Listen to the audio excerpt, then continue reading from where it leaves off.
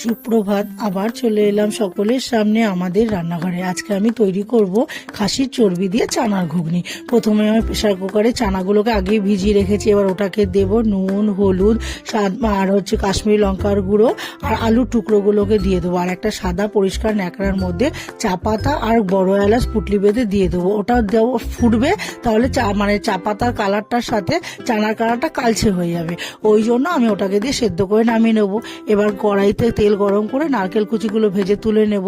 তারপর জিরে তেজপাতা ফোড়ন দিয়ে পেঁয়াজ কুচি দিয়ে দেবো, আদা রসুন জিরের গুঁড়ো ধনের গুঁড়ো পেস্ট দিয়ে দেবো, কাঁচা লঙ্কাও একটু পেস্ট করে দেবো, টমেটো দেবো, খাসি চর্বিগুলো দিয়ে দেবো, দিয়ে নাড়িয়ে চাড়িয়ে সেদ্ধ করা চানাটাকে দিয়ে দেবো। দিয়ে নাড়াচাড়া করে একটু মাখা মাখা হলে এবার চানা মশলাটাকে দিয়ে অল্প জল দিয়ে দেবো। তারপরে ঘি আর গরম মশলা দিয়ে নামিয়ে নেবো। তাহলেই তৈরি হয়ে যাবে আমার চর্বি দিয়ে চানার ঘুগনি।